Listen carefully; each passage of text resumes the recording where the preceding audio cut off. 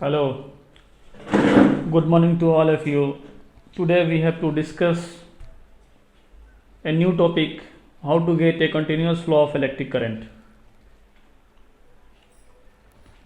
आज जो है हम लोगों को एक नया टॉपिक के बारे में सीखना है कि कैसे हम लोग जो है इलेक्ट्रिक करंट का कंटिन्यूस फ्लो को बनाए रखते हैं, यानी कि इलेक्ट्रिक करंट कैसे कंटिन्यूसली लगातार फ्लो करते रहता है, इसी के बारे में हमको इस समय देखना है। इसके लिए हमने पिछले क्लास में एक एग्जांपल लिया था, उसमें बताया ये था कि मान लीजिए कि एक कंटेनर है, इस कंटेनर में ये वाटर जो है इतना फिलअप किया गया है। एक दूसरा कंटेनर है जिसमें कम जो है पानी फिलअप किया गया है, और इस दोनों कंटेनर को एक पाइप के सहारे हेल्प से हम लोग क्या कर दिए, जोड़ दिए। तो हम देखेंगे क्या कि पानी इसमें से हो करके दूसरे वाले कंटेनर में जा रहा है, और उस वक्त तक जाएगा जब तक कि दोनों का कंटेनर का पानी बराबर ना हो जाए, दोनों का लेवल बराबर ना हो जाए। तो हमने बताया ये था कि ये हायर पोटेंशियल पर है और ये लोअर पोटेंशियल पर है। जब तक ये दोनों का पोटेंशियल बराबर ना हो जाए तब तक ये दोनों हायर पोटेंशियल से लोअर पोटेंशियल में पानी फ्लो करता रहेगा। इसका एग्जाम्पल लिए थे। उसी तरह अगर हम इलेक्ट्रिक पोटेंशियल यानी चार्ज के पोटेंशियल के बारे में जिक्र करें, ये तो वाटर के पोटेंशियल, वाटर को कितना सर्टेन हाइट दिए तो ग्रेविटेशनल पोटेंशियल इसको मिला, और ग्रेविटेशनल पोटेंशियल के हेल्प से ये फ्लो कर रहा था। लेकिन अगर हम बात करें इलेक्ट्रिक पोटेंशियल यानी चार्ज का पोटेंशियल के बारे में, तो उसको कैसे समझेंगे, उसको देखा जाए। देखिए, असल में होता ये है कि बहुत सारे पॉजिटिव चार्ज को हम एक जगह इकट्ठा करते थे। मान लीजिए कि यहाँ पर बहुत सारे पॉजिटिव चार्ज को हम इकट्ठा कर दिए, ठीक है, बाय अप्लाइंग सम फोर्सेस, कुछ फोर्स को अप्लाई करने के बाद से, है ना, इस पॉजिटिव चार्ज को एक जगह इकट्ठा कर दिए, और बहुत सारा नेगेटिव चार्ज को हम एक जगह पर इकट्ठा कर दिए बाय अप्लाइंग सम फोर्सेस, यानी कुछ फोर्स को अप्लाई करने के बाद से ये मुमकिन है कि एक तरफ एक प्लेट पर पॉजिटिव चार्ज को इकट्ठा किया जा सके, एक प्लेट पर नेगेटिव चार्ज को इकट्ठा किया सके। क्योंकि पॉजिटिव में अगर पॉजिटिव को पॉजिटिव पास लेकर आएंगे तो क्या होगा जी, रिपल्सन होगा, ये इसको इधर तरफ दूर भगाएगा, ये इधर तरफ दूर भगाएगा। तो कुछ फोर्स को अप्लाई करने के बाद से ये मुमकिन है कि इसको हम जो है एक जगह इकट्ठा कर सके।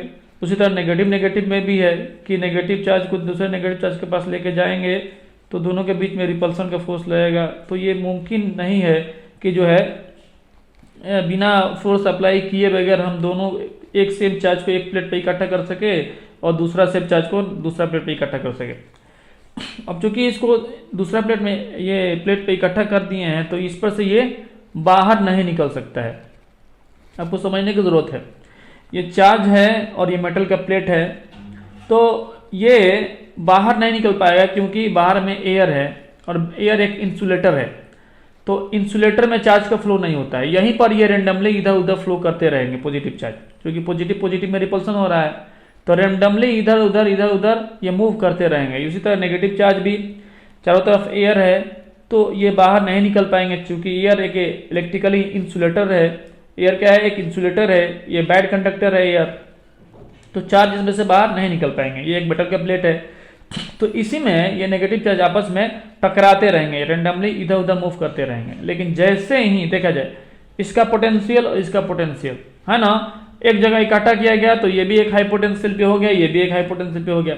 अब देखा जाए कि जब चार्ज एक जगह इकट्ठा किया गया तो इसका टेंडेंसी ये है कि ये दूर भाग रहा है।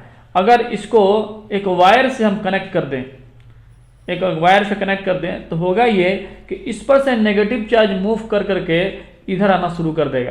क्योंकि नेगेटिव में रिपल्सन हो रहा है, नेगेटिव अट्रैक्ट होगा पॉजिटिव के साथ, तो नेगेटिव इधर से जो है मूव कर करके, नेगेटिव जो है इधर से मूव कर करके क्या होगा कि ये पॉजिटिव के पास आना शुरू हो जाएगा और यहाँ पर न्यूट्रल होना शुरू कर देगा, और उस वक्त तक ये नेगेटिव चार्ज इधर आएगा, है ना, और ये पॉजिटिव चार्ज भी इधर तरफ जाना शुरू कर देगा जी, ये बात भी सही है, ठीक है।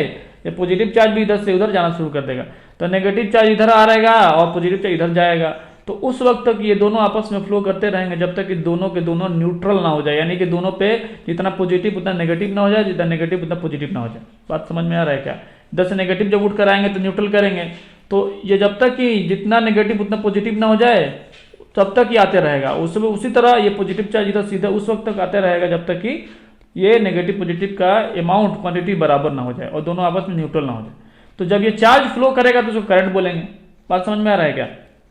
तो ये रहा इसका मेन जो है कॉन्सेप्ट यही है कि कैसे चार्ज फ्लो करता है। ठीक है, उसी तरह अगर हम बैटरी के बारे में बात करें तो बैटरी क्या है ना, बैटरी ये पॉजिटिव टर्मिनल है, ये नेगेटिव टर्मिनल है। तो बैटरी के अंदर कुछ केमिकल्स होते हैं। ठीक है, तो केमिकल्स है जो केमिकल का पॉजिटिव वाला यहाँ पर इकट्ठा हो जाएगा और नेगेटिव वाला यहाँ इकट्ठा हो जाएगा। और जो है ये क्या होगा कि जब हम इसको वायर से कनेक्ट कर देंगे तो क्या होगा, इधर से नेगेटिव जो है उठ करके इधर आएगा। ठीक है, और इसको न्यूट्रल करेगा और उस वक्त तक आएगा जब तक ये दोनों बराबर ना हो जाए। और बैटरी डिस्चार्ज उस वक्त होता है, बैटरी का काम ये है कि पॉजिटिव टर्मिनल पर क्या है, पॉजिटिव चार्ज को इकट्ठा करना, बनाए रखना, और नेगेटिव टर्मिनल पर नेगेटिव चार्ज को बनाए रखना। और ये कैसे जो है बैटरी बनाए रखता है, इसके अंदर कुछ केमिकल रिएक्शन होता है जी। बैटरी के अंदर कुछ केमिकल रिएक्शन होता है। तो जो केमिकल रिएक्शन होगा उसी केमिकल रिएक्शन के हेल्प से वो क्या होगा, ये पॉजिटिव यहाँ पर बनाए रखेगा, नेगेटिव यहाँ बनाए रहेगा। और बैटरी का केमिकल रिएक्शन जब खत्म हो जाएगा तो बैटरी डिस्चार्ज हो जाएगा। ठीक है, बैटरी डिस्चार्ज हो जाएगा। जब बैटरी डिस्चार्ज होगा तो फिर से इसको इलेक्ट्रिक करंट इसमें देना पड़ेगा चार्ज करने के लिए। तो with the help of electric current वो पॉजिटिव और नेगेटिव एक फिर से अलग अलग होता है। तो फिर से इसके अंदर पोटेंशियल डिफरेंस यहाँ पर एराइज हो जाता है। पोटेंशियल डिफरेंस ऑटोमेटिक यहाँ पर एराइज होगा जब इसको फिर से चार्ज करेंगे। तो ये हायर पोटेंशियल, ये लो पोटेंशियल, ऐसा कह सकते हैं हम। ठीक है, तो ये बात हुआ, मतलब कि चार्ज के वजह से कैसे इलेक्ट्रिक करंट फ्लो होता है, ये यहाँ पर इसका कॉन्सेप्ट है। जिस तरह से हायर पोटेंशियल, लो पोटेंशियल, हमने ग्रेविटेशनल पोटेंशियल का एग्जांपल दिया, उसी तरह ये बात है। How to get a continuous flow of electric charge, electric current, तो इसका ये मेन कॉन्सेप्ट है। ठीक है, अब आगे चलते हैं कि डायरेक्शन ऑफ इलेक्ट्रिक करंट। ठीक है, इलेक्ट्रिक करंट का डायरेक्शन, तो इसको देखा जाए इलेक्ट्रिक करंट का डायरेक्शन का नया टॉपिक, इसको मिटा देते हैं। ठीक है, एक दूसरा टॉपिक लिखिए, एक दूसरा टॉपिक लिखिए, direction of electric current.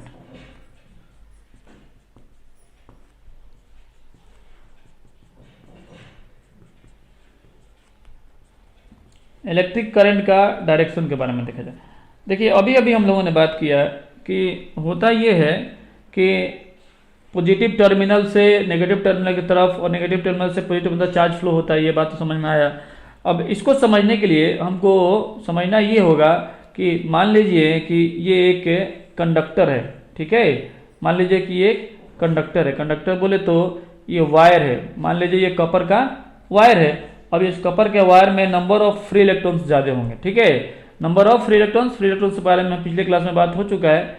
Free electrons वो इलेक्ट्रॉन्स होता है जो कि रूम टेम्परेचर पे ही क्या है, मेटल के सरफेस पे आकर के इधर उधर मूव करते रहता है। ठीक है, जब क्या हो, ये मान लीजिए कंडक्टर है ना, कंडक्टर है और कंडक्टिंग वायर है। उस वक्त जब इसमें कोई करंट, जब इसमें कोई बैटरी को हम अप्लाई नहीं किए थे, जब हम कोई बैटरी को अप्लाई नहीं किए थे, तो इसमें का जो इलेक्ट्रॉन है कभी इधर मूव करेगा, ये इलेक्ट्रॉन इधर मूव करेगा, ये इलेक्ट्रॉन इधर मूव करेगा, ये इलेक्ट्रॉन इधर मूव करेगा और ये इलेक्ट्रॉन इधर मूव करेगा। यानी कि इसमें का इलेक्ट्रॉन का कोई फिक्स डायरेक्शन नहीं है, क्योंकि इसमें कोई पोटेंशियल डिफरेंस अभी तक जो है इसमें अप्लाई नहीं किया गया है। ठीक है, तो जब इसमें बैटरी हमने अप्लाई ही नहीं किया है, नॉट कनेक्टेड इन बैटरी, ठीक है, नॉट कनेक्टेड विथ बैटरी, ठीक है, बैटरी से इसका कोई कनेक्शन अभी नहीं है, तब ये ऐसे मूव कर रहा है। वो ऐसे क्यों मूव कर रहा है? वो इसलिए क्योंकि इलेक्ट्रॉन पर नेगेटिव चार्ज होता है और इलेक्ट्रॉन नेगेटिव चार्ज होता है, नेगेटिव नेगेटिव में रिपल्सन होगा और ये एक दूसरे से दूर भागना कोशिश करेगा। लेकिन दूर भागने का मतलब ये है, तो बाहर तो एयर है, तो बाहर तो निकल पाएगा नहीं, ये इधर के इसी के अंदर ये मूव करते रहेगा, इधर उधर तैरता रहेगा। अब इसमें देखा जाए, अब क्या है कि इसमें हमने एक बैटरी अप्लाई किया, तो जो बैटरी हमने अप्लाई किया यानी कि पॉजिटिव टर्मिनल नेगेटिव टर्मिनल, इसमें हमने पोटेंशियल डिफरेंस हमने भी जो अप्लाई कर दिया। तो उस समय जब ये कनेक्टेड नहीं था तो इधर उधर मूव कर रहा था, लेकिन जैसे ही हमने अप्लाई किया क्या होगा, इस पर एक फोर्स लगना शुरू हो जाएगा। इस इलेक्ट्रॉन पे जो फ्री इलेक्ट्रॉन्स है, जो कि आउटर मोस्ट ऑर्बिट का फ्री इलेक्ट्रॉन्स है, जो आकर के तैर रहा है सरफेस पे, वो फ्री इलेक्ट्रॉन्स के ऊपर एक तरह का फोर्स लगना शुरू हो जाएगा। उस फोर्स का नाम है इलेक्ट्रिक फोर्स। ठीक है, जो फोर्स इस पे लगना शुरू हो जाएगा वो इलेक्ट्रिक फोर्स लगेगा। अब इलेक्ट्रिक फोर्स किधर लगेगा, इसमें सबसे पहला बात यह है। तो देखिए जी, इलेक्ट्रिक फोर्स जो होता है वो पॉजिटिव से नेगेटिव की तरफ लगता है, ठीक है। इलेक्ट्रिक फील्ड के डायरेक्शन में इलेक्ट्रिक फोर्स लगेगा, ठीक है। तो इलेक्ट्रिक फोर्स इस पे लगना शुरू हो जाएगा। तो ये रहा हमारा इलेक्ट्रिक फोर्स का डायरेक्शन। तो क्या है कि इस इलेक्ट्रॉन पे जो इलेक्ट्रिक फोर्स लगेगा, चूंकि इलेक्ट्रॉन एक नेगेटिव चार्ज है ना, क्या जी, जो है इलेक्ट्रॉन क्या है, नेगेटिव चार्ज है। तो इलेक्ट्रॉन के ऊपर जो इलेक्ट्रिक फोर्स लगेगा वो क्या होगा कि इस तरह से इस पे लगेगा कि इलेक्ट्रॉन पर नेगेटिव चार्ज है तो वो पॉजिटिव की तरफ मूव करना शुरू कर देगा। बात समझिए आप, ठीक है। इलेक्ट्रॉन एक नेगेटिव चार्ज है तो इलेक्ट्रॉन पर उल्टा डायरेक्शन में इलेक्ट्रिक फोर्स लगेगा। वही अगर पॉजिटिव चार्ज रहता तो इलेक्ट्रिक फील्ड का डायरेक्शन ये है, ये मान लीजिए कि इलेक्ट्रिक फील्ड का डायरेक्शन है, ठीक है। तो इलेक्ट्रिक फील्ड का डायरेक्शन पॉजिटिव टू नेगेटिव होता है। ये बात तो समझ में आया कि इलेक्ट्रिक फील्ड का डायरेक्शन जो होता है वो पॉजिटिव से टर्मिनल से नेगेटिव टर्मिनल की तरफ होता है। तो अगर यहाँ पर पॉजिटिव चार्ज रहता तो पॉजिटिव चार्ज पर पॉजिटिव चार्ज पर इलेक्ट्रिक फोर्स जो है इलेक्ट्रिक फील्ड के डायरेक्शन में लगता है, ठीक है। और इलेक्ट्रिक फील्ड इधर है, इसको कॉन्सेप्ट को समझना होगा, है ना। अगर मान लीजिए कि इलेक्ट्रिक फील्ड इधर है, इलेक्ट्रिक फील्ड का डायरेक्शन इधर है ना, और इस पर कोई पॉजिटिव चार्ज लगा दे रख दिए हैं तो पॉजिटिव चार्ज पे इलेक्ट्रिक फोर्स इधर ही लगेगा। इलेक्ट्रिक फोर्स किधर लगेगा, इधर लगेगा। लेकिन वही अगर नेगेटिव चार्ज रख दिए इलेक्ट्रिक फील्ड में तो इस पे इलेक्ट्रिक फोर्स इधर लगेगा, ठीक है। इस पे इलेक्ट्रिक फोर्स इधर लगेगा, ये कॉन्सेप्ट है, ठीक है। इलेक्ट्रिक फोर्स इधर लगेगा, उल्टा डायरेक्शन लगता है। नेगेटिव चार्ज पे इलेक्ट्रिक फील्ड के उल्टा डायरेक्शन में इलेक्ट्रिक फोर्स लगता है, ठीक है। और पॉजिटिव चार्ज पे इलेक्ट्रिक फील्ड के डायरेक्शन में इलेक्ट्रिक फोर्स लगता है, ठीक है। ये इलेक्ट्रिक फील्ड है ना जी, ये इलेक्ट्रिक फील्ड का डायरेक्शन है ये वाला। ये सब जो है इलेक्ट्रिक फील्ड डायरेक्शन को बता रहा है। तब इसी इलेक्ट्रिक फील्ड में अगर हम पॉजिटिव चार्ज रख देंगे तो इलेक्ट्रिक फोर्स इलेक्ट्रिक फील्ड के डायरेक्शन में लगेगा। अगर इसी इलेक्ट्रिक फील्ड में अगर नेगेटिव चार्ज रख देंगे तो इस पे इलेक्ट्रिक फोर्स इलेक्ट्रिक फील्ड के उल्टा डायरेक्शन में लगेगा। ये कॉन्सेप्ट है। अगर ऐसे समझ में नहीं आए तो आप समझिए ऐसा कि यहाँ पर इलेक्ट्रॉन पर नेगेटिव चार्ज है और इलेक्ट्रॉन मूव करेगा पॉजिटिव की तरफ ही, क्योंकि नेगेटिव और पॉजिटिव में अट्रैक्शन होता है। इलेक्ट्रॉन कभी भी इस नेगेटिव की तरफ नहीं आएगा।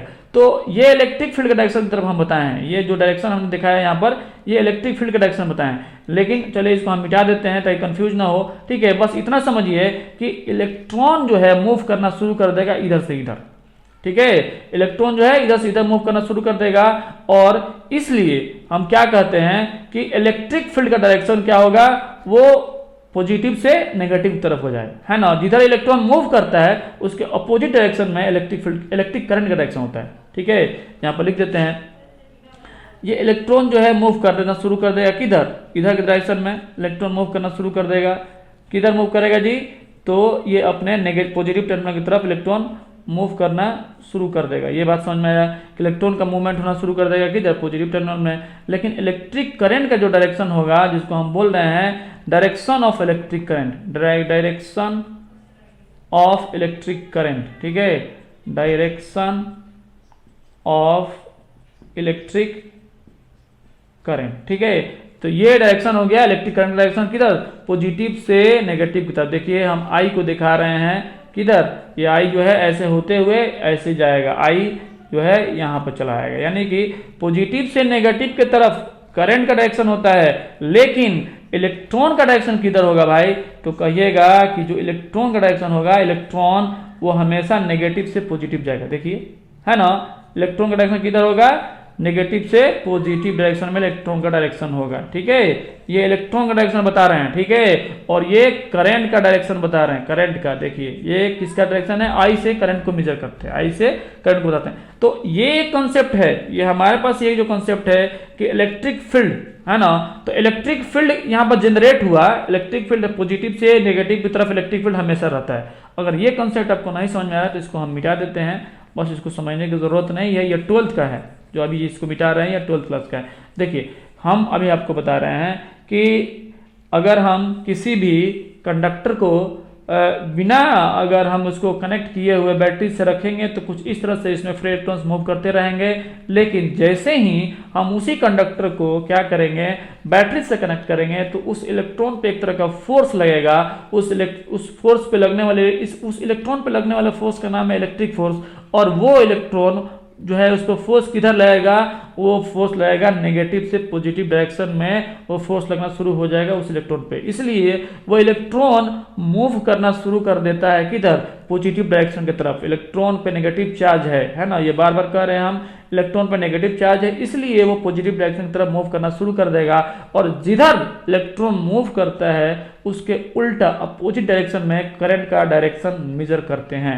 ठीक है, इसीलिए देखिए ये इलेक्ट्रॉन का डायरेक्शन हो गया नेगेटिव से पॉजिटिव डायरेक्शन की तरफ। इलेक्ट्रॉन का डायरेक्शन किधर हो गया जी, इलेक्ट्रॉन का डायरेक्शन हुआ नेगेटिव से पॉजिटिव की तरफ, है ना। इस इलेक्ट्रॉन का डायरेक्शन हो गया नेगेटिव से पॉजिटिव की तरफ, है ना।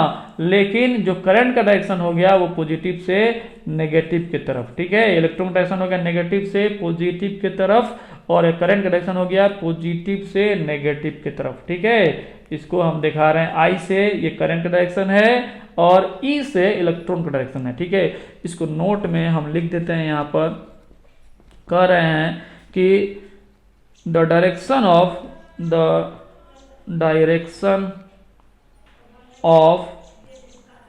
Electron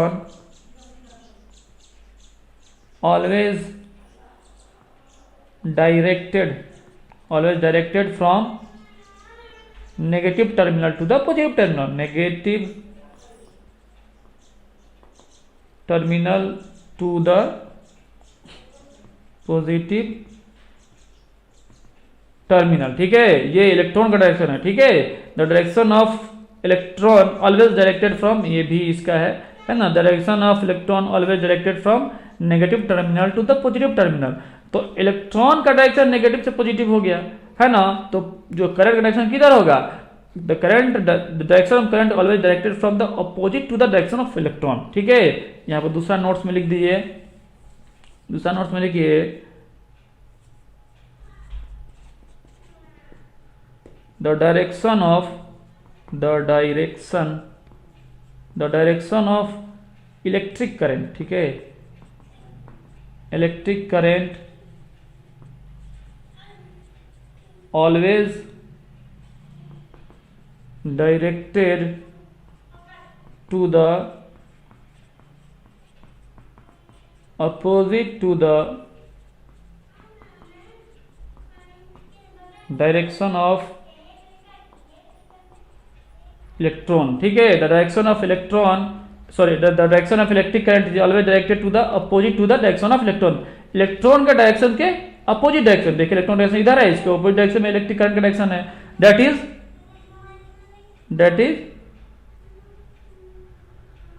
the direction of current, the direction of current, that is the direction of current, that is the direction of current always directed, always directed, इसके बाद से यहां लिख देते हैं, always directed from positive terminal to the negative terminal. बात समझ में आएगा, यानी कि the direction of electric current always directed to the opposite to the direction of electron, है ना। यानी कि इलेक्ट्रॉन के डायरेक्शन के अपोजिट में जो है करंट का डायरेक्शन होगा। और ये जो है हमेशा कहाँ, जब देख रहे हैं कि हमेशा जो होगा इलेक्ट्रिक करंट डायरेक्शन इलेक्ट्रॉन के डायरेक्शन के अपोजिट में होगा, इसका मतलब ये हुआ कि वो पॉजिटिव टर्मिनल से लेकर के नेगेटिव टर्मिनल की तरफ होगा, positive from positive terminal to the negative terminal of the battery, है ना, ऑफ द बैटरी। ठीक है, ये इसके बाद से यहाँ पर है जी। ठीक है, इसके बाद से डायरेक्ट आप यहाँ चले जाइएगा और यहाँ से लिख लीजिएगा। ठीक है, जगह नहीं तो लिख दी। चलिए, तो यहाँ पर हमको क्या पता चला, यहाँ पर हमको पता ये चला कि जो करंट का डायरेक्शन होता है हमेशा पॉजिटिव टर्मिनल के, बैटरी के पॉजिटिव टर्मिनल से नेगेटिव टर्मिनल की तरफ होता है, और इलेक्ट्रॉन का डायरेक्शन किधर से किधर होता है, हमेशा नेगेटिव टर्मिनल से पॉजिटिव टर्मिनल की तरफ होता है। अब मान लीजिए कि आपको कोई क्वेश्चन दे दे, इसको मिटा दें, क्वेश्चन दे दे और उसमें ये नहीं बोले कि बैटरी उसमें है। ठीक है, उसमें बैटरी के बारे में जिक्र करें ही नहीं, बस क्वेश्चन में दे दे एक फिगर और बोले कि इसमें इलेक्ट्रॉन मूव कर रहा है ए टू बी। ठीक है, इलेक्ट्रॉन का डायरेक्शन बता दे कि B to A to B है इलेक्ट्रॉन का डायरेक्शन, तो बोले find the direction of, question कुछ इस तरह से दे दे, ये कंपटीशन लेवल का क्वेश्चन है ना। इसमें बोल दे फिगर देने के बाद से बोले the direction of electron is from A to B, ऐसे बोल दे कि direction of electron is from A to B, then the direction of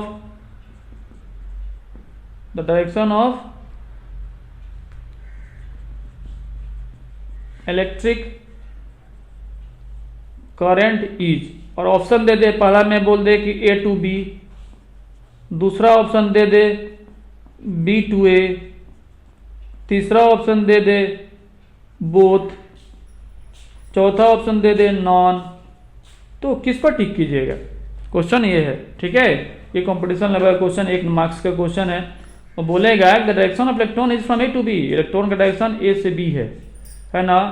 then the direction of electric current is, तो इलेक्ट्रिक करंट का डायरेक्शन किधर से किधर होगा, तो आप कहिएगा कि इलेक्ट्रॉन का डायरेक्शन जिधर है ना उसके उल्टा डायरेक्शन में क्या होता है जी, उसके उल्टा डायरेक्शन में क्या होता है, करंट का डायरेक्शन होता है।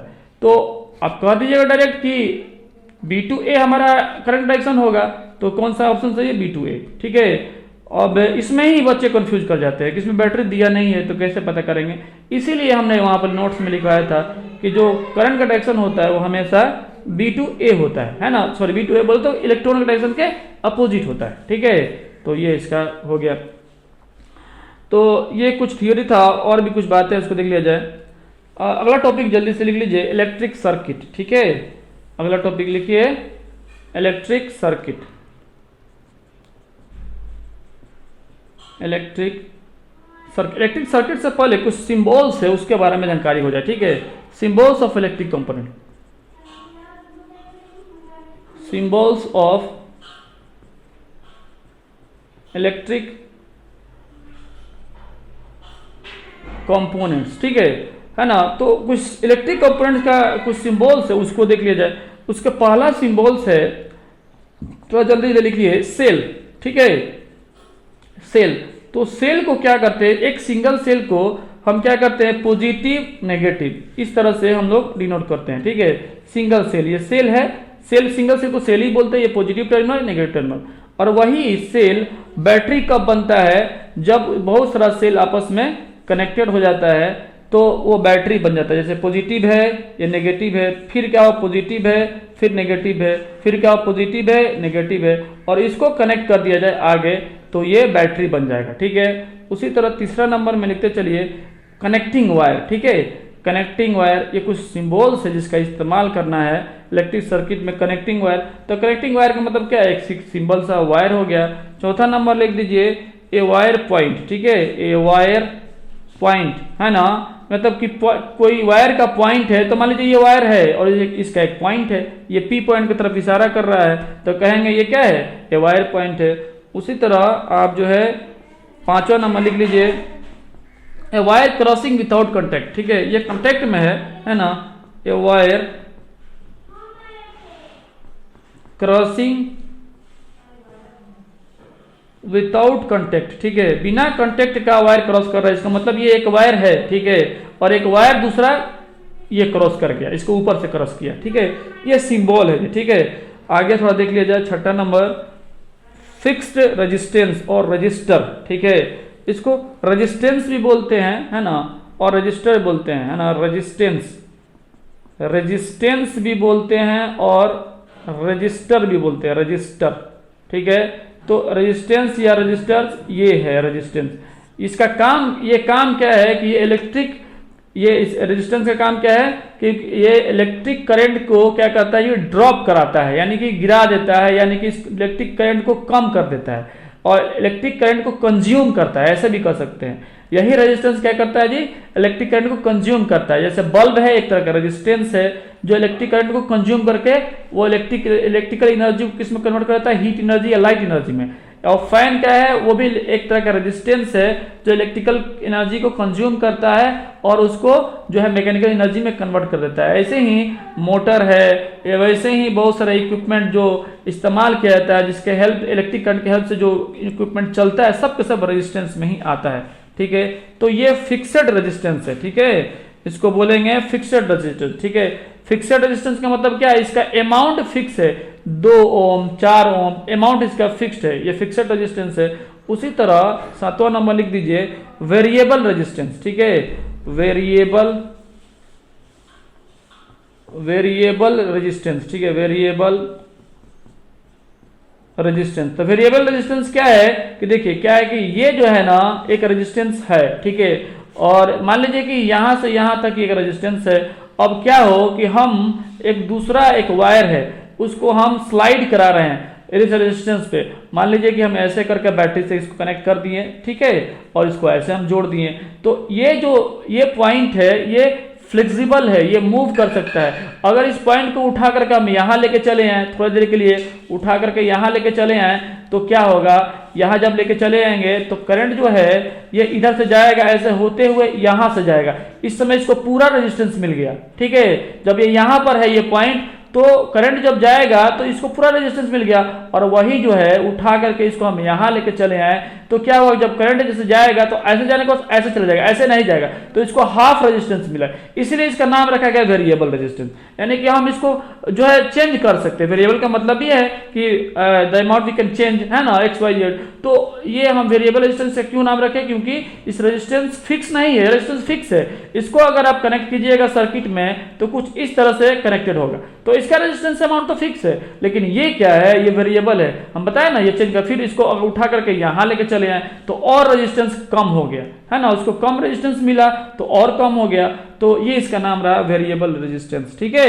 इसको दूसरा सिंबल भी, इस वेरिएबल रेजिस्टेंस का सिंबल एक तो ये है वेरिएबल रेजिस्टेंस का सिंबल, ठीक है, और दूसरा ये है कि इसके ऊपर क्या होगा ना, इस रेजिस्टेंस के ऊपर एक एरो रहेगा, ठीक है, एरो, ठीक है, ये वेरिएबल रेजिस्टेंस का सिंबल है, ठीक है। तो हम समझते हैं, नोट कर लिए होंगे, इसको मिटा देते हैं। वेरिएबल रेजिस्टेंस और फिक्स्ड रेजिस्टेंस, कांस्टेंट रेजिस्टेंस का मतलब समझ गए। आगे चलते हैं हम, दूसरा आपके पास एक सिंबल है एमीटर, ठीक है, एमीटर। तो एमीटर के बारे में तो हम पिछले क्लास में बात कर ही चुके हैं, एमीटर होता है क्या है। तो एमीटर को हम ए से डिनोट करते हैं, ठीक है। जब ये कनेक्टेड होता है एमीटर तो किसमें कनेक्टेड होता है, सीरीज में कनेक्टेड होता है, इसके बारे में सब बात कर चुके हैं, ठीक है। उसी तरह एक अगला है वोल्ट मीटर, ठीक है, इसको भी लिख लीजिए। तो वोल्ट मीटर के बारे में भी पिछले क्लास में हम लोग बात कर चुके हैं। वोल्ट मीटर भी जब कनेक्टेड होता है तो ये पैरेलल में कनेक्टेड होता है। वोल्ट मीटर किस में कनेक्टेड होता है भाई, तो ये पैरेलल में कनेक्ट होता है। अगर ये एमीटर है और इसको हम कनेक्ट कर रहे हैं रेजिस्टेंस के साथ, तो इसको कैसे कनेक्ट करेंगे, इसको हम लोग जो है सीरीज में कनेक्ट करेंगे। ये पॉजिटिव है और ये नेगेटिव है, लेकिन यही वोल्ट मीटर है, इस वोल्ट मीटर को कनेक्टेड कर रहे हैं तो हम कैसे कनेक्ट करेंगे, इसको हम क्या करेंगे, पैरेलल में कनेक्ट करेंगे। देखिए रेजिस्टेंस के साथ पैरेलल में हो गया, ये इधर जब गया तो ये प्लस है और ये माइनस है, ठीक है। देखिए कहने का मतलब ये है कि जो पॉजिटिव टर्मिनल से पहले आएगा वो प्लस टर्मिनल हो जाएगा, जो नेगेटिव तरफ जाएगा वो तो नेगेटिव हो जाएगा। उसी तरह देखिए ये गलती से ये लगाया गया, पॉजिटिव इधर लगाए हैं तो ये पॉजिटिव हो जाएगा और ये नेगेटिव हो जाएगा, ठीक है। यानी जो टर्मिनल एमीटर का पॉजिटिव टर्मिनल से कनेक्टेड है, बैटरी के पॉजिटिव टर्मिनल से कनेक्टेड है वो पॉजिटिव हो जाएगा, और जो टर्मिनल एमीटर का नेगेटिव टर्मिनल से बैटरी कनेक्टेड है वो नेगेटिव हो जाएगा, ठीक है। तो इस तरह से ये पॉजिटिव वाला पॉजिटिव हो गया, नेगेटिव वाला नेगेटिव हो गया, ठीक है। ये रेजिस्टेंस है, ये रेजिस्टेंस है, ये एमीटर है। तो इस तरह से बातें हो गया।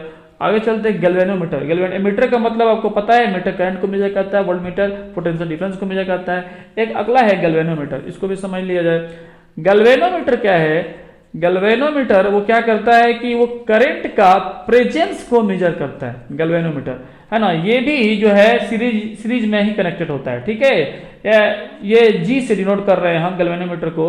तो असल में ये क्या है ना कि करंट का प्रेजेंस को, it measures the presence of current, ठीक है। अगर लिखना चाहते हैं गैल्वेनोमीटर का मतलब तो लिख लीजिए इट मेजर्स, है ना, the galvanometer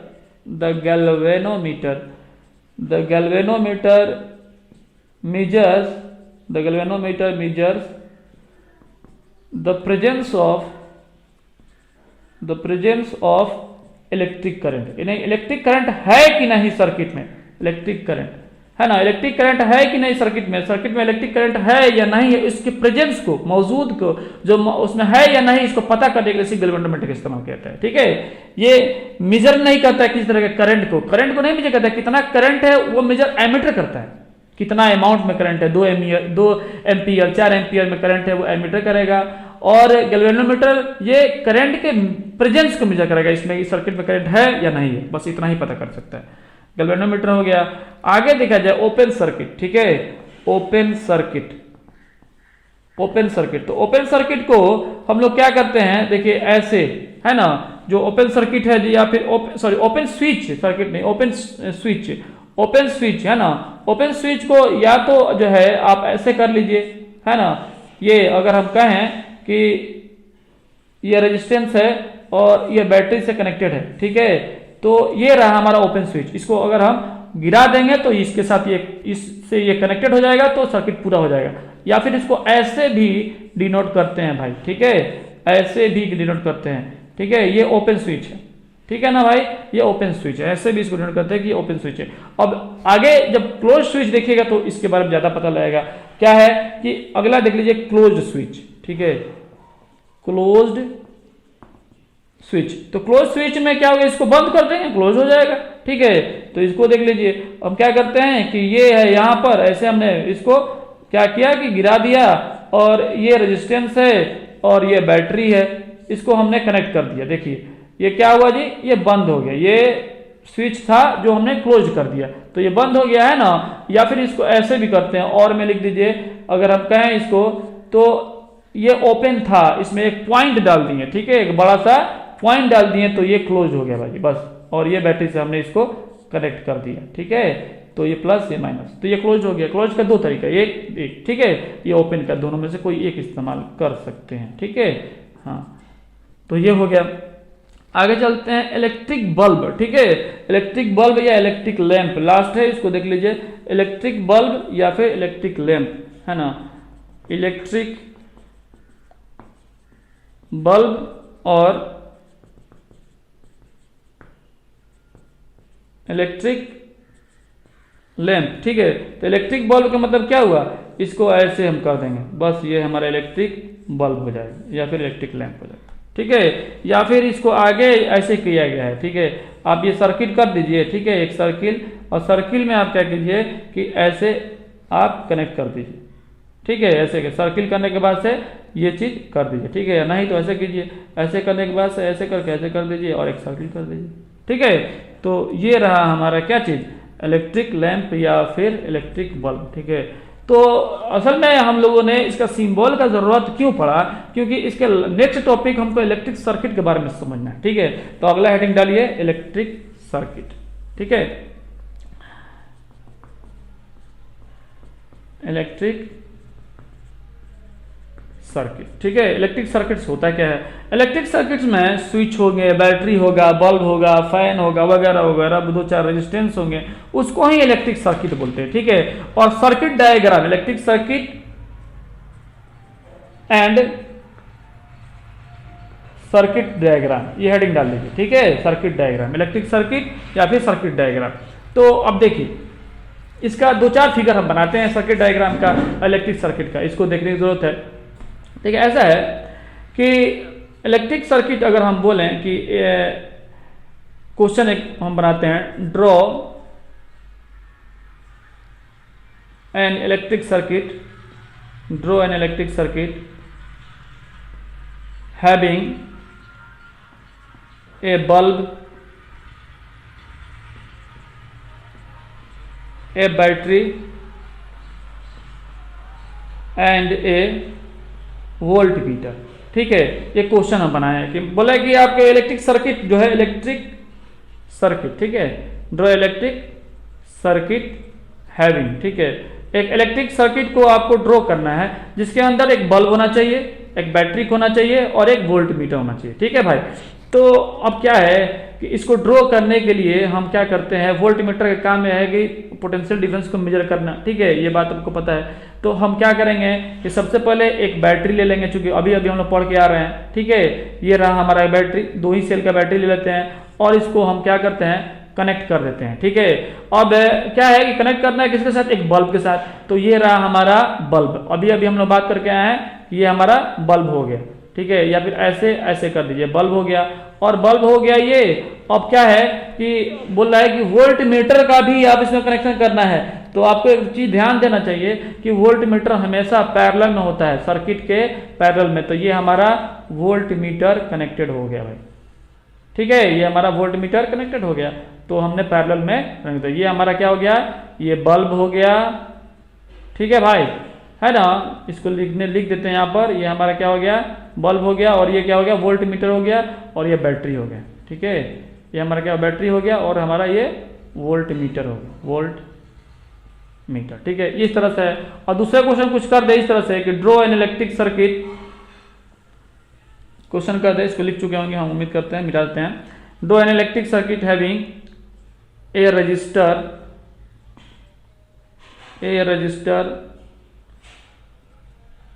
A battery and an ammeter, ठीक है। कुछ क्वेश्चन हम बदल दिए, बोला कि आपको इलेक्ट्रिक सर्किट ड्रॉ करना है जिसमें एक रजिस्टर हो, एक बैटरी हो और एक एमीटर हो। तो हम क्या करते हैं कि एक बैटरी सबसे पहले हम ड्रॉ कर लेते हैं, ठीक है, 2 ही सेल का एक बैटरी बनाते हैं, और बैटरी में एक रेजिस्टेंस को हमने ड्रॉ कर दिया। रेजिस्टेंस का हमने अभी बात की, रेजिस्टेंस ऐसे होता है, और रेजिस्टेंस से कनेक्ट करने के बाद से पॉजिटिव या नेगेटिव। और हमको पता है कि एमीटर जो होता है, एमीटर हमेशा रेजिस्टेंस के सीरीज में होता है ना, तो इसके तुरंत बाद हमने क्या किया, एक एमीटर लगा दिया, ठीक है। इधर भी लगा सकते हैं एमीटर, इधर भी लगा सकते हैं, कहीं भी लगा सकते हैं, लेकिन जब भी वोल्ट मीटर लगाएंगे तो वो क्या करेंगे जी भाई, तो उसके रेजिस्टेंस के पैरेलल में, तो ये एमीटर हो गया, रेजिस्टेंस हो गया, और ये बैटरी हो गया, ठीक है। इस तरह से हम जो है कनेक्ट करते हैं। और कह दे कि भाई एक तीसरा क्वेश्चन हमने कह दिया, तीसरा क्वेश्चन कह दे कि आपको क्या करना है कि एक रेजिस्टेंस भी लगाना है, एक बैटरी लगाना है, एक एमीटर भी लगाना है, एक वोल्ट मीटर लगाना है ना। कह दे कि तीसरा क्वेश्चन है, दोबारा आप इसको उतार लीजिएगा, एक ही क्वेश्चन में काम मत चलेगा, ठीक है। Draw an electric circuit having a resistor, a battery, an ammeter and a voltmeter, ठीक है। इस तरह से क्वेश्चन को हमने बदल दिया, बोला कि एमीटर भी लगाइए और वोल्ट मीटर भी लगाइए। तो इसमें करना कुछ नहीं है, ये ऑलरेडी एमीटर लगा हुआ है, रेजिस्टेंस में लगा हुआ है ना, इलेक्ट्रिक सर्किट हैविंग रेजिस्टेंस लगा हुआ है, बैटरी लगा हुआ है, एमीटर लगा हुआ है, फिक्स है। वोल्ट मीटर सिर्फ लगाना है, तो वोल्ट मीटर क्या करेंगे, यहाँ से हम ऊपर उठा देंगे और कह देंगे कि देखिए भाई ये हमने वोल्ट मीटर भी लगा दिया, ठीक है, रेजिस्टेंस के ठीक ऊपर वोल्ट मीटर, ठीक है, रेजिस्टेंस के पैरेलल में, ठीक है। तो ये हमारा वोल्ट मीटर हो गया, V से वोल्ट मीटर, समझ में आता है क्या। अगर आपको दिखाना है प्लस माइनस, तो देखिए पॉजिटिव टर्मिनल से जो कनेक्टेड है पॉजिटिव, और जो नेगेटिव टर्मिनल से कनेक्टेड है वो नेगेटिव, ठीक है। उसी तरह जो पॉजिटिव टर्मिनल से वोल्ट मीटर कनेक्टेड है पॉजिटिव, जो नेगेटिव टर्मिनल से कनेक्टेड वोल्ट मीटर का नेगेटिव। इस तरह ये पॉजिटिव हो जाएगा, ये नेगेटिव हो जाएगा, इसको लिखने की कोई जरूरत नहीं, ठीक है। ऐसे हम लोग करते हैं। तो हम उम्मीद करते हैं कि इलेक्ट्रिक सर्किट और सर्किट डायग्राम दोनों कंप्लीट हो गया होगा। और भी अगर कुछ संदर्भ आता है तो आप बताइएगा। ये करंट का डायरेक्शन है, I फॉर करंट का डायरेक्शन है, और ये इलेक्ट्रॉन का डायरेक्शन है। ये किसका डायरेक्शन, इलेक्ट्रॉन का डायरेक्शन है, और ये करंट डायरेक्शन है। हम पहले बात कर चुके हैं, इलेक्ट्रॉन का डायरेक्शन के उल्टा में करंट का डायरेक्शन होता है, ठीक है। ये हो गया। अब हम उम्मीद करते हैं थियोरी बहुत सारा चीज़ कंप्लीट हो गया है, और कुछ क्वेश्चंस बाकी रह गया, उस क्वेश्चंस को हम कर लेते हैं। 2 क्वेश्चन को हम करते हैं, उसके बाद आज क्लास कंप्लीट हो जाएगा, ठीक है। देखा जाए, एक क्वेश्चन है ना, क्वेश्चन ये इस चंद question number 24, page number 11, question number 24, ठीक है। हम क्वेश्चन को लिख रहे हैं, बोल रहा है कि the potential difference across a lamp, ठीक है, the PD, the potential difference across a lamp is 12 volt, ठीक है। क्वेश्चन बोला है कि हाउ मेनी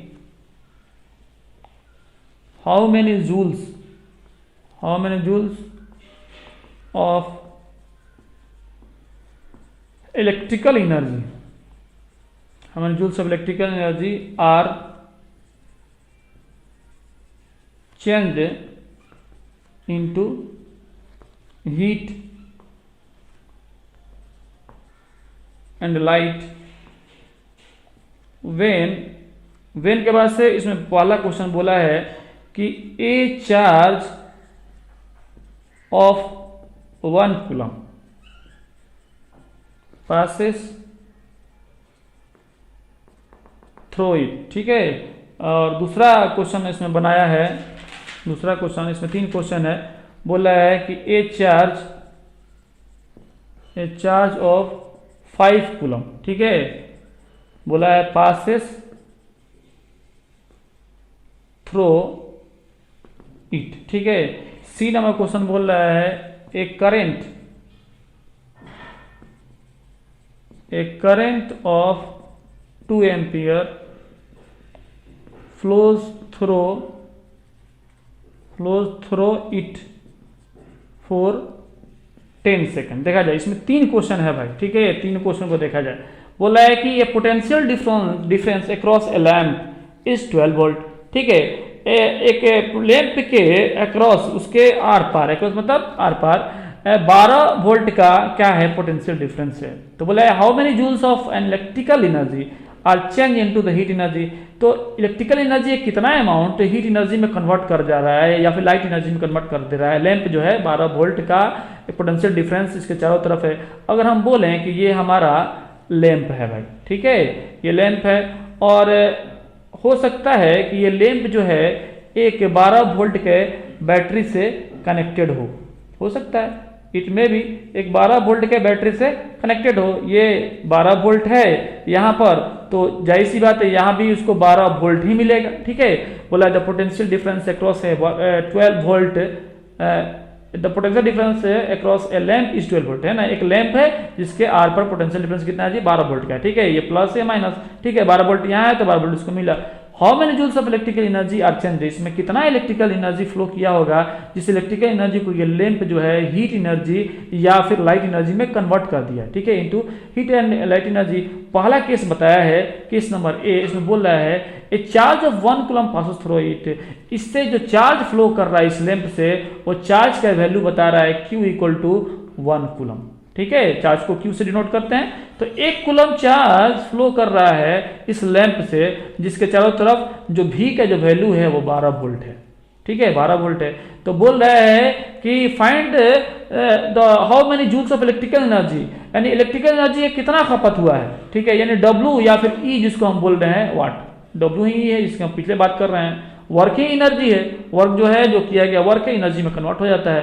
तो W इक्वल टू क्या होता है, V इक्वल टू हमको पता है W अपन Q, है ना। Q चार्ज को ले जाने में जितना वर्क वो V है, तो W equal to V Q हो जाएगा। यहाँ से W equal to V Q।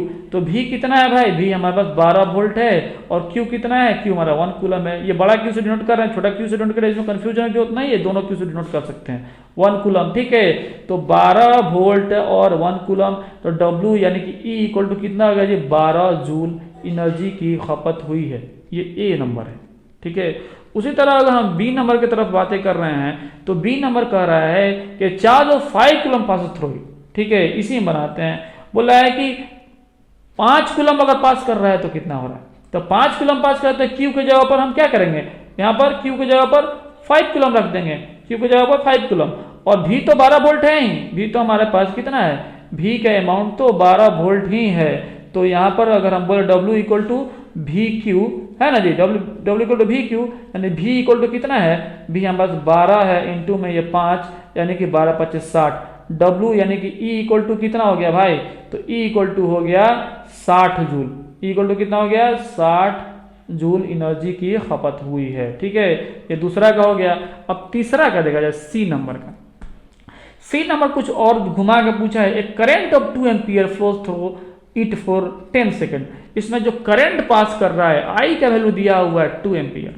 Current कितना दिया है 2 एम्पियर इससे फ्लो कर रहा है। इसमें जो करंट पास कर रहा है I वो 2 एम्पियर पास कर रहा है।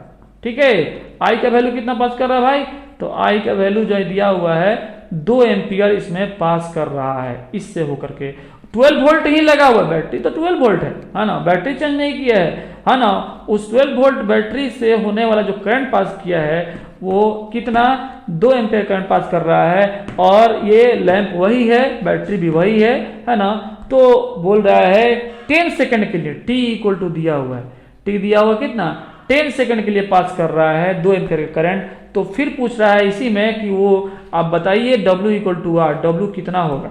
ठीक है, तो जैसे कि हमको पता है W equal to V Q होता है, V इंटू में Q होता है। ठीक है, W equal to V into में Q होता है। तो V तो हमारे पास है ही नहीं, V हमारे पास है, सॉरी V तो हमारे पास है 12 वोल्ट, Q हमारे पास है ही नहीं, सिर्फ I है और T है हमारे पास। जो दिया हुआ है उसमें V इक्वल टू 12 वोल्ट दिया हुआ है, V 12 वोल्ट दिया हुआ है। अगर हम बोले कि W इक्वल टू हमारा फॉर्मूला है V इंटू में Q, है ना, यही ना है। W equal to V into में Q, तो हमारे पास V का वैल्यू 12 वोल्ट है, लेकिन Q का वैल्यू हमको नहीं पता है कितना है। तो Q का वैल्यू हम इसके हेल्प से निकालेंगे भाई, I और T के हेल्प से निकालेंगे। कैसे निकालेंगे? Q इक्वल टू हम कहते हैं I इंटू टी। ये कैसे हुआ भाई? क्योंकि हमको पता है I current equal to charge का रेट, याद है I equal to Q by T, तो Q equal to I T. ठीक है, I कहां से आया? I इक्वल टू होता है, क्या होता है? Rate of flow of charge, charge का रेट Q अपन टी। तो जब हम Q निकालेंगे, इसी Q के जगह पर हम क्या कर दिए? I इंटू टी डाल दिए, तो यहाँ पर I भी हमको पता है और T भी पता है। तो 12 इंटू में I के जगह पर कितना हो गया भाई? 2 एम्पियर, और T के जगह पर कितना है? 10 सेकंड। ठीक है, अगर ये टाइम मिनट में रहता ना तो उसको सेकंड में कन्वर्ट कर लेते भाई, तभी काम चलेगा, नहीं तो गलत आंसर आ जाएगा। तो 12 दूनी 24 पे 1 0, इतना जूल इलेक्ट्रिकल एनर्जी का खपत हुआ है। अगर 2 सेकंड के लिए, कितना सेकंड के लिए? 10 सेकंड के लिए, 10 सेकंड के लिए अगर इसमें 2 एम्पियर का करंट फ्लो करेगा तो ये इसका कंप्लीट सॉल्यूशन हुआ। ठीक है, तो इस तरह से सॉल्व किया जाता है। अगर आपको इसमें कुछ समझ में नहीं आए तो आप जो है मेरी वीडियो को रिवाइंड करके देखिए। अगर फिर भी समझ में नहीं आता है तो आप कमेंट करके ये पूछिए, हम उसका आपको सॉल्व करेंगे। एक क्वेश्चन और सॉल्व कर देते हैं। ठीक है, ये क्वेश्चन घुमा कर पूछा हुआ है तो आसान क्वेश्चन, पिछले क्लास में सॉल्व हो चुका है, फिर भी इसको घुमा दिया है। देखा जाए क्वेश्चन नंबर 23 है ना, इसी का क्वेश्चन नंबर 23 बोल रहा है कि if the charge on an electron is 1.6 into में 10 to the power minus 19 coulomb, बोला है कि how many electron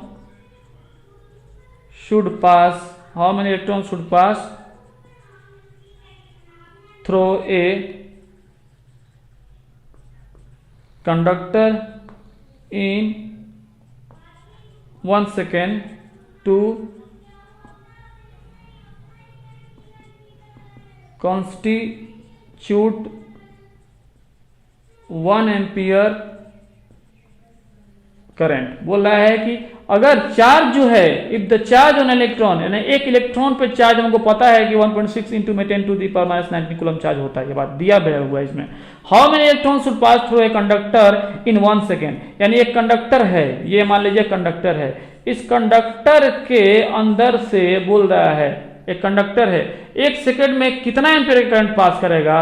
अगर बोला है if the charge on an electron is 1.6 into 10 to minus 19 coulomb, अगर ई का वैल्यू इतना दिया है, बोले how many electron should pass through a conductor in 1 second, इस कंडक्टर से 1 सेकंड में, यानी टी इक्वल टू 1 सेकंड में कितना 1 एम्पीयर करंट पास करेगा, यानी कि आई का वैल्यू दिया हुआ 1 एम्पीयर, आई का वैल्यू कितना दिया है जी?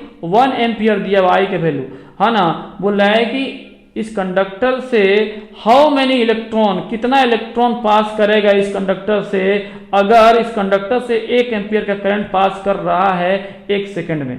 1 सेकंड में अगर 1 एम्पीयर करंट पास कर रहा है तो कितना इलेक्ट्रॉन पास करेगा, how many electron should pass through conductor, कितना इलेक्ट्रॉन पास करना चाहिए, है ना। तो यानी कि पूछ रहा है कि n इक्वल टू में वाट, क्वेश्चन क्या पूछ रहा है? n इक्वल टू में number of electron equal to में वाट, ये पूछ रहा है। तो देखा जाए, आपको पिछले क्लास में एक फॉर्मूला हमने दिया था, वो फॉर्मूला है Q equal to N E, जहां पर Q चार्ज है, N नंबर ऑफ इलेक्ट्रॉन है, E जो है क्या है? E हमारे पास क्या है जी? E जो है 1 इलेक्ट्रॉन पर कितना चार्ज मौजूद है, यानी 1.6 इंटू में 10 टू द पावर 19 कूलम। तो हमारे पास ये फॉर्मूला कब काम करेगा? जब Q की वैल्यू पता रहेगा। तो Q equal to I T, है ना, यहां से हम रख देंगे, यानी नंबर ऑफ इलेक्ट्रॉन निकालना है, N equal to what, N निकालना है। तो N इक्वल टू हमारे पास क्या हो जाएगा? Q अपॉन E, ठीक है, N इक्वल टू क्या हो जाएगा? Q upon E। तो Q का वैल्यू हमको नहीं पता, E का वैल्यू तो हमको पता ही है, दिया हुआ है। तो Q का वैल्यू क्या हो जाएगा जी? तो Q इक्वल टू हो जाएगा आई टी, ठीक है, I equal to Q upon T. ये करंट का है ना formula, I equal to Q by T, है ना। तो Q equal to I T, तो Q को जब आई टी रख दिए और यहाँ पर E, यानी कि I का वैल्यू दिया हुआ है भाई, I का वैल्यू कितना दिया हुआ है? 1 एम्पियर, इंटू में T का वैल्यू कितना दिया हुआ है? 1 सेकेंड, ठीक है, डिवाइडेड बाई में E का वैल्यू 1.6 इंटू में 10 to the power minus 19 coulomb, ठीक है, यानी कि 1 बाई 1.6 इंटू में 10 to the power minus 19 coulomb. इस पॉइंट को हटाएंगे तो 10 आएगा, 10/16 इंटू में ये ऊपर जाएगा 10 टू द पावर 19 हो जाएगा। इसको आप सॉल्व कीजिएगा तो कितना हो जाएगा 0.625 हो जाएगा। इसको अगर सॉल्व कीजिएगा तो इंटू में 10 टू द पावर 19 हो जाएगा। अगर इसको पॉइंट को इधर शिफ्ट कीजिएगा तो 6.25 इंटू में 10 टू द पावर 18 हो जाएगा। इतना इलेक्ट्रॉन पास करेगा थी, ठीक है। यानी कि 1 एम्पियर करंट अगर 1 सेकंड के लिए मूव करे तो इसमें इलेक्ट्रॉन कितना मूव करेगा, इतना मूव करेगा 6.25 इंटू में 10 टू द पावर 18, इतना नंबर ऑफ इलेक्ट्रॉन मूव करेगा। तो ये भी इसी फॉर्मूला से बना, पिछले फॉर्मूला से बना, ठीक है। चलिए, तो इस तरह से इसको भी हम लोगों ने सॉल्व किया। ऐसे रिलेटेड बहुत सारे क्वेश्चंस है तो उसको सॉल्व किया जाएगा। हम एनसीईआरटी जब सॉल्व करेंगे लास्ट में, जब पूरा थ्योरी कंप्लीट हो जाएगा तो एनसीईआरटी का कंप्लीट सॉल्यूशन देंगे हम इस लेसन का, तो उसमें जितने भी क्वेश्चन है सबको सॉल्व किया जाएगा, ठीक है। आज के लिए इतना ही, थैंक यू वेरी मच।